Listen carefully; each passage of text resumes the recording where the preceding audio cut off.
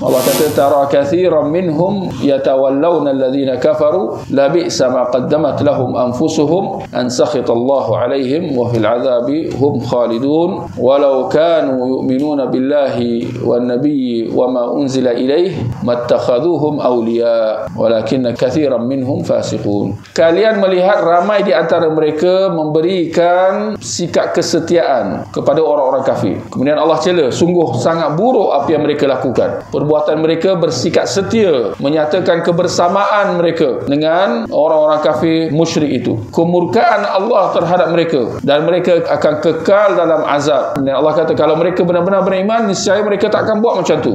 Mereka tidak akan bersikap setia, tidak akan sayang, tidak akan menyatakan kebersamaan mereka dengan golongan kafir musyrik musuh-musuh Allah itu. Tetapi ramai di antara mereka adalah orang-orang fasik. Tuan-tuan, siapakah golongan yang dikatakan fasik di sini? Orang-orang Islam yang mengangkat orang-orang kafir. Mereka yang hati mereka lebih condong kepada kaum musyrikin, kaum kufar berbanding sikap setia mereka dengan orang-orang Islam, saudara se-Islam mereka. Jadi mereka dihukum sebagai orang-orang fasik. Untuk makluman tuan-tuan, perkataan fasik ini seperti mana semua setiap istilah kufur, syirik, munafik, fasik ada besar dan kecilnya. Ada kufur besar dan ada kufur kecilnya. Ada syirik besar, ada syirik kecil dia. Ada munafik besar, ada munafik kecil dia. Demikian dengan fasik di sini, ada fasik besar dengan ada fasik kecil. Yang besar ni maknanya yang terkeluar daripada Islam. Kufur besar maknanya orang yang terkeluar daripada Islam lah. Kufur kecil ialah kalau dari segi perbuatan sahaja, tetapi niat dia, hati dia tetap Islam. Seperti mana kita ada istilah kufur nikmat. Orangnya Muslim tetapi dia buat dosa lah, tapi dosa dia itu tak adalah sampai menjadikan dia kafir besar. Itu diistilahkan kafir kecil. Demikian dengan musyrik. Musyrik besar yang terkeluar daripada Islam. Tapi kita ada syirik kecil. Seperti apa? Riak. Riak diistilahkan sebagai syirik kecil. Demikian dengan munafik. Munafik besar itu yang terkeluar daripada Islam yang kita sebut tadi. Tapi dalam masa yang sama ada sifat-sifat munafik.